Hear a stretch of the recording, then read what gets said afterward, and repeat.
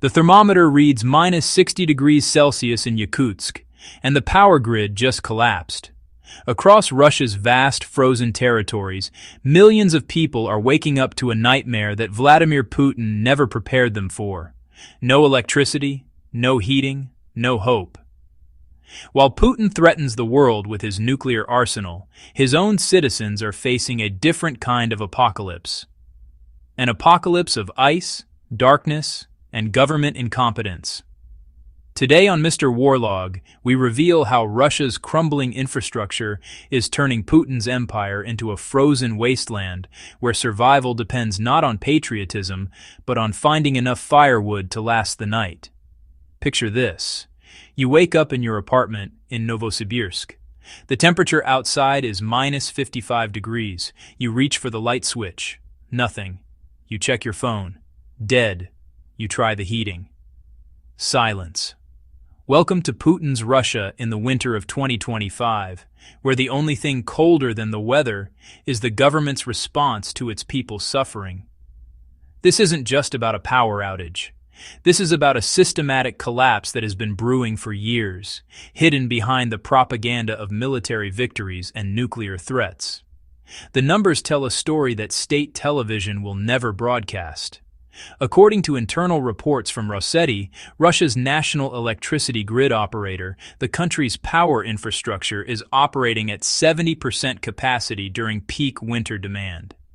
That means 30% of the electricity that Russians desperately need to survive these brutal temperatures simply doesn't exist. But here's the terrifying part.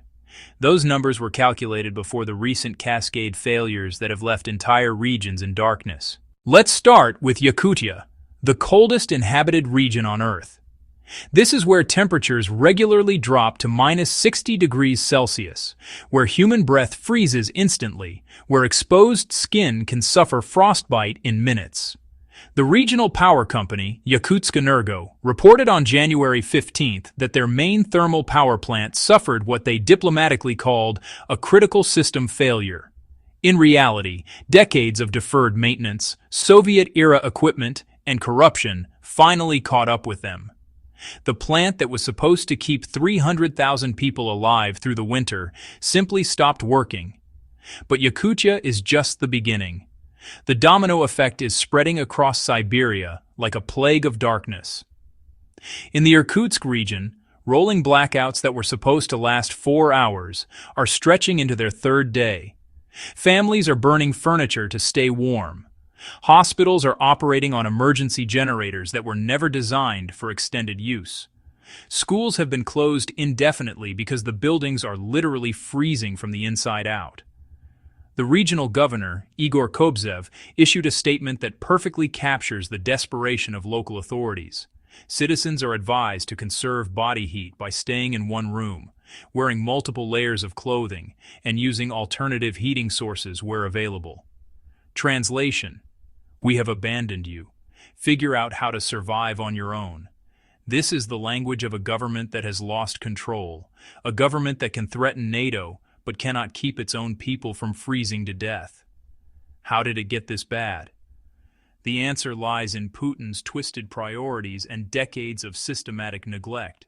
While billions of rubles were poured into military hardware and palace construction, Russia's civilian infrastructure was left to rot.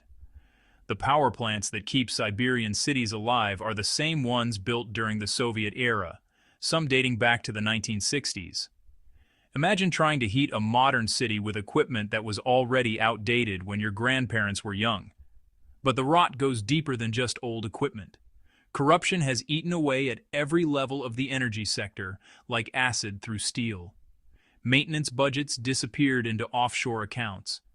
Safety inspections became formalities rubber-stamped by officials who knew better than to ask uncomfortable questions. Emergency repair funds were diverted to fund yachts and villas for energy executives who will never spend a winter night shivering in a powerless apartment. The Federal Grid Company of Unified Energy System, known as FGCUES, was supposed to modernize Russia's power infrastructure. Instead, it became a feeding trough for Putin's inner circle. According to leaked financial documents, Over 40% of infrastructure modernization funds were siphoned off through inflated contracts and phantom construction projects. The result is a power grid held together with Soviet-era components, hope, and prayer. Meanwhile, the war in Ukraine accelerated this infrastructure catastrophe in ways Putin never anticipated. The best engineers, the skilled technicians, the workers who actually knew how to maintain these ancient power plants, they're either dead in Ukrainian trenches or fled the country to avoid conscription. Russia's energy sector is now staffed by whoever was left behind, often workers with minimal training trying to operate complex systems they don't fully understand. Consider the human cost of this negligence. In the city of Magadan, where temperatures have dropped to minus 58 degrees, the main heating plant failed on January 12th. Emergency services report that hypothermia cases have increased by 400% in just 5 days. The regional hospital is overwhelmed with frostbite victims, many of them elderly people who couldn't afford to leave their apartments even when the heating stopped working. But Putin's government has a solution for this crisis. Blame everyone except themselves. Regional officials blame Moscow for insufficient funding. Moscow blames local corruption. Energy companies blame equipment suppliers. Equipment suppliers blame Western sanctions. Meanwhile, Russian citizens are learning to sleep in their winter coats, burning books to stay warm, and wondering how a nuclear superpower cannot keep the lights on. The propaganda machine is working overtime to spin this disaster. State television broadcasts cheerful reports about Russians' traditional resilience, their ability to endure hardship, their strong community spirit in times of crisis. They show footage of neighbors sharing firewood, families gathering around candles, children playing games by lamplight. What they don't show are the morgues filling up with victims of carbon monoxide poisoning from improvised heating systems, the hospitals overwhelmed with cold-related injuries, the growing desperation in cities where civilization is just 3 days away from collapse. This infrastructure crisis reveals the hollow core of Putin's Russia. For 24 years, Russians accepted a bargain.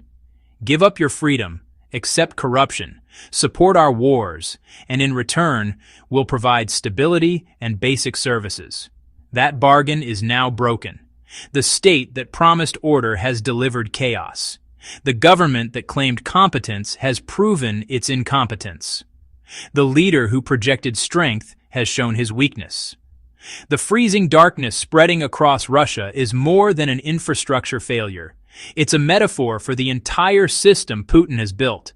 Impressive from the outside, rotten from within, threatening to the world, vulnerable to collapse. But the crisis extends far beyond just power outages.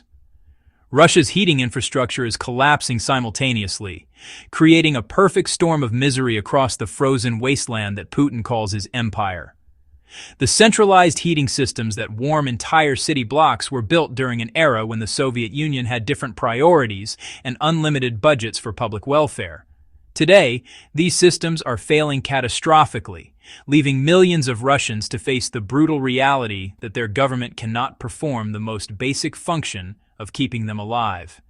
In Norilsk, one of the coldest cities on Earth, the main heating pipeline burst on January 18th. Flooding entire neighborhoods with scalding water that instantly froze into treacherous ice sheets.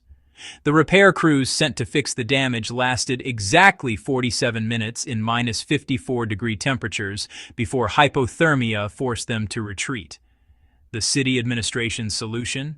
Tell residents to relocate to temporary shelters that don't exist, using transportation that isn't running, on roads that are impassable due to the ice created by their own infrastructure failure. The human stories emerging from this frozen hell paint a picture that no amount of Kremlin propaganda can whitewash. In Surgut, grandmother Elena Morozova died in her apartment after the heating failed, but her body wasn't discovered for 6 days because her neighbors assumed she had evacuated.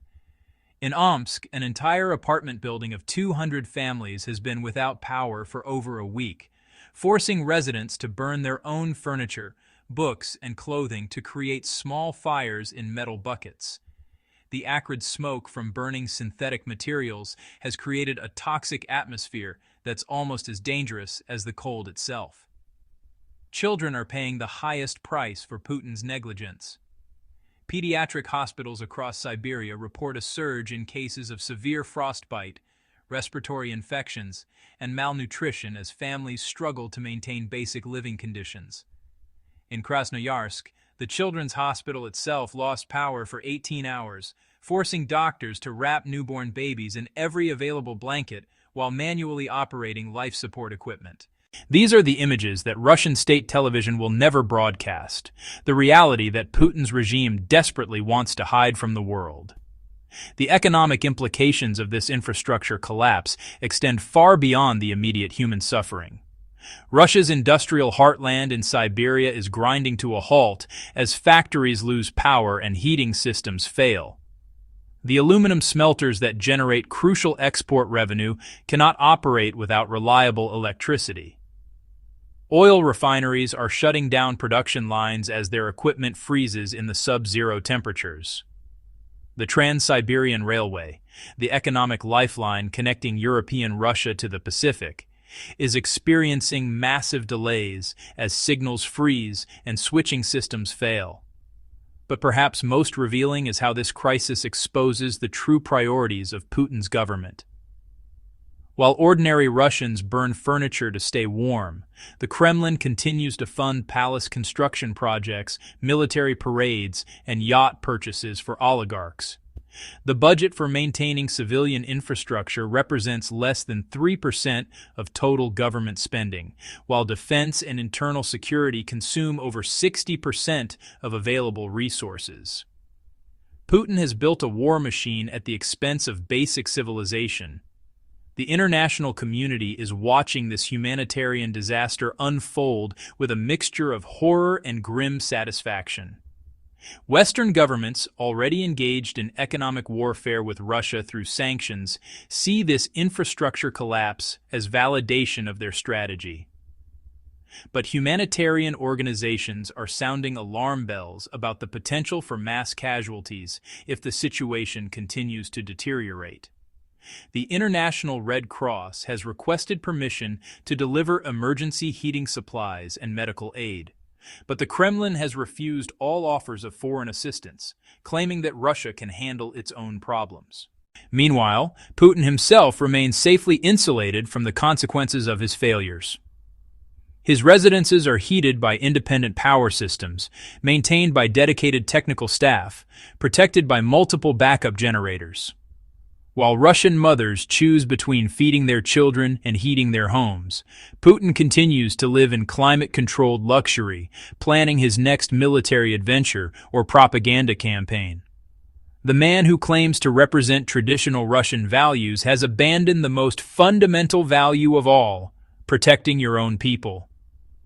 The psychological impact of this crisis on Russian society cannot be understated. For decades, Russians endured economic hardship and political repression with the understanding that their government would at least provide basic services. Heat, electricity, and water were considered guaranteed rights, not privileges to be earned.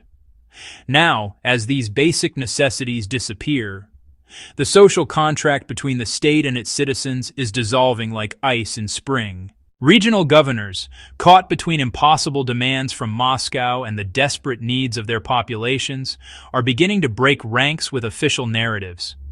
Some are publicly acknowledging that the infrastructure crisis is beyond their ability to solve, calling for federal emergency assistance that never arrives.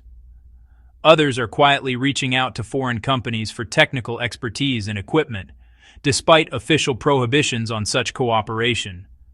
The facade of competent governance is cracking as visibly as the frozen pipes in Russian apartment buildings. What makes this crisis particularly devastating is its timing. Russia is simultaneously fighting an expensive war, dealing with international sanctions, and experiencing the worst winter weather in decades. The government's resources are stretched beyond breaking point. Its technical expertise has been depleted by mobilization and emigration, and its leadership is more focused on projecting power abroad than maintaining basic services at home.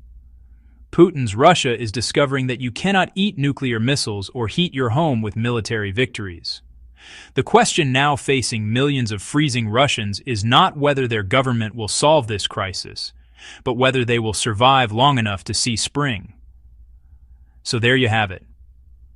While Putin struts on the world stage threatening nuclear war, his own people are burning their possessions just to survive the night. This isn't just an infrastructure failure. This is the complete breakdown of the social contract that held Russia together for decades. The emperor has no clothes, and now he has no heating either. The frozen wasteland spreading across Putin's empire reveals a truth that no amount of propaganda can hide. You cannot build a superpower on corruption, neglect, and lies. You cannot threaten the world while your own citizens freeze in darkness. And you cannot maintain power indefinitely when your most basic promises to your people crumble like ice. What do you think? Is this infrastructure collapse the beginning of the end for Putin's regime? Can any government survive when it fails to provide the most basic necessities of life? How long before the Russian people demand answers from a leader who gives them only excuses? I want to hear your thoughts in the comments below. If you want to see the reality behind the propaganda, the truth that state television hides from the world, subscribe to Mr. Warlog. We bring you the stories that matter, from the frozen streets of Siberia to the corridors of power in Moscow. I'm Charlie from the Mr. Warlog team. Stay warm, stay informed, and never stop questioning. Thanks for watching.